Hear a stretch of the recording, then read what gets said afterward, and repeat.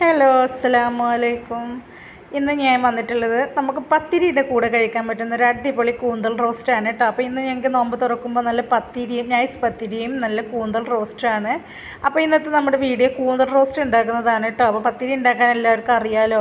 അപ്പോൾ നമ്മൾ നോമ്പ് തുറക്കുന്ന സമയത്ത് കൂന്തൽ കിട്ടുന്നവരുണ്ടെങ്കിൽ ഇതേപോലെ ഒന്ന് ട്രൈ ചെയ്ത് നോക്കൂട്ടോ. നല്ല കുരുമുളകിൻ്റെ ടേസ്റ്റൊക്കെ മുന്തി നിൽക്കുന്ന ഒരു അടിപൊളി കൂന്തൽ റോസ്റ്റാണ്. അപ്പം നമുക്കിത് എങ്ങനെ ഉണ്ടാക്കുന്നതെന്ന് നോക്കാം. വീഡിയോയിലേക്ക് പോവാം.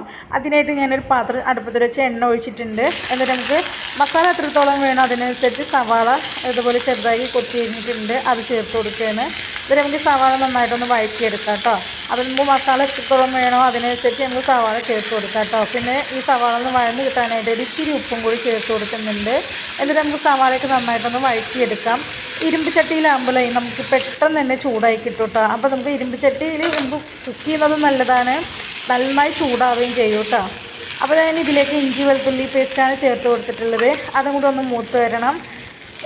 ഇഞ്ചി വെളുത്തുള്ളി പേസ്റ്റ് മൂത്ത് വരുമ്പോഴത്തേനും നമുക്കിതിലേക്ക് പച്ചമുളക് ചെറുതായിട്ട് അരിഞ്ഞത് കൂടി ചേർത്ത് കൊടുക്കുക. പിന്നെ പൊടികൾ ചേർക്കാം. മഞ്ഞൾപ്പൊടി ചേർത്തിട്ടുണ്ട്, മല്ലിപ്പൊടി ചേർത്തിട്ടുണ്ട്, പിന്നെ മുളകും പൊടി ചേർക്കുന്നുണ്ട്. മുളക് പൊടി വളരെ കുറച്ച് ചേർത്താൽ മതി, നമുക്ക് പെപ്പറാണ് ഇതിലേക്ക് കൂടുതൽ വേണ്ടത്.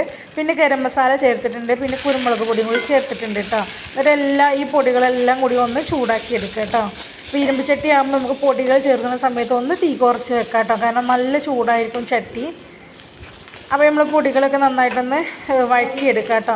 ഇനി നമുക്കിതിലേക്ക് തക്കാളിയാണ് ചേർക്കേണ്ടത്.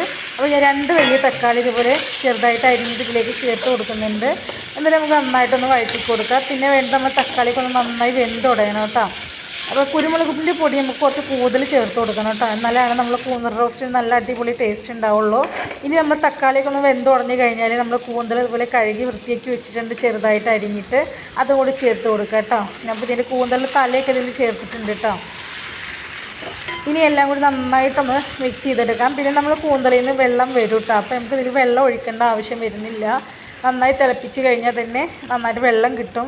അപ്പോൾ നമ്മൾ റോസ്റ്റാണല്ലോ ഉണ്ടാക്കുന്നത്, അപ്പോൾ ഒരുപാട് ഗ്രേവി ആയിട്ടുള്ള ഇത് വേണ്ടല്ലോ. അപ്പോൾ നമുക്ക് ഈ കൂന്തലിൽ നിന്ന് വരുന്ന വെള്ളത്തിൻ്റെ നനവ് മാത്രം മതി കേട്ടോ, അത് വെന്ത് കിട്ടാനായിട്ട്.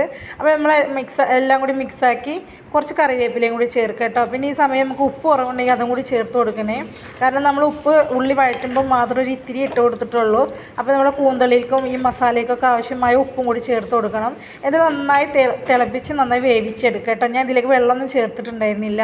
ഇപ്പം നമ്മുടെ കൂന്തൽ റോസ്റ്റ് റെഡി ആയിട്ടുണ്ട് കേട്ടോ. അപ്പോൾ നല്ല അടിപൊളി കൂന്തൽ റോസ്റ്റാണ്. നമ്മുടെ പത്തിരിയുടെ കൂടെ നോമ്പ് തുറക്കുമ്പോൾ കൂന്തൽ കിട്ടുകയാണെങ്കിൽ ഇതുപോലെ ഒന്ന് ചെയ്ത് നോക്കൂട്ടോ. അപ്പോൾ ഇന്നത്തെ റെസിപ്പി ഇഷ്ടമായിട്ടുണ്ടെങ്കിൽ ഒന്ന് ലൈക്ക് ചെയ്യുക, ഷെയർ ചെയ്യുക, കമൻറ്റ് ചെയ്യുക. ചാനൽ സബ്സ്ക്രൈബ് ചെയ്യാത്ത കൂട്ടുകാരെങ്കിലും ഉണ്ടെങ്കിൽ പ്ലീസ് ഒന്ന് സബ്സ്ക്രൈബ് ചെയ്ത് സപ്പോർട്ട് ചെയ്യണേ. അപ്പോൾ ഇനിയും നല്ലൊരു വീഡിയോ ആയിട്ട് നമുക്ക് വീണ്ടും കാണാം. നോമ്പ് കഴിയോളം കുക്കിംഗ് വീഡിയോ ആയിരിക്കും കേട്ടോ.